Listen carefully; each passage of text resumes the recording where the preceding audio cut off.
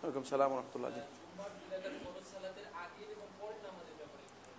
জুমার 2 রাকাত ফরজ সালাতের আগে আপনি যদি মসজিদে আসেন তাহলে আপনি মসজিদে প্রবেশ করে 2 রাকাত তাহিয়াতুল মসজিদ পড়ে বসে যাবেন।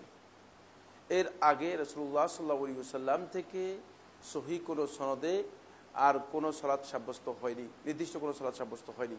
তবে সহিহ মুসলিমের রওয়ায়াতের মধ্যে আনাস বিন মালিক রাদিয়াল্লাহু তাআলা বর্ণনা করেছেন, সেটা হচ্ছে ফায়ুসাল্লি মা কুতিবা লাহ, যদি কেউ জুমার সালাতের আগে আসেন তাহলে তিনি যদি সুযোগ থাকে ইমাম সাহেব আসার আগ পর্যন্ত তিনি 2 রাকাত করে যতটুকু সম্ভব পড়তে পারেন, কোনো অসুবিধা নেই।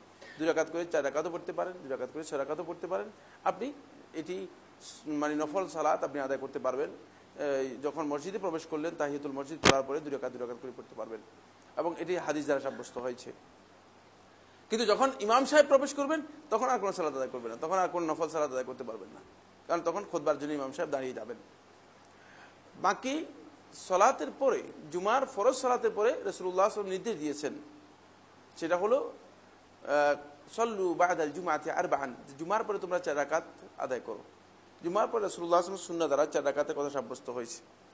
আরেকটি হাদিস আবু দাউদের রওয়ায়াতের মধ্যে এসেছে, আয়েশা রাদিয়াল্লাহু তাআলা থেকে রাসূলুল্লাহ সাল্লাল্লাহু আলাইহি ওয়াসাল্লাম যখন জুমার সালাতের পরে ঘরে ফিরে যেতেন, রাসূলুল্লাহ সাল্লাল্লাহু আলাইহি ওয়াসাল্লাম ফায়ুসাল্লি রাকাতাইনি, 2 রাকাত পড়তেন ঘরের মধ্যে, ফি বাইতিহি, তার ঘরের মধ্যে। সুতরাং কেউ যদি ঘরে পড়ে 2 রাকাত পড়বে, আর মসজিদে পড়লে তিনি 4 রাকাত পড়বেন। এটাকে এই সামঞ্জস্য বিধান করেছেন মাজমু ফাতাওয়ার মধ্যে শেখুল ইসলাম ইবনে তাইমিয়া রাহমাতুল্লাহ আলাইহি।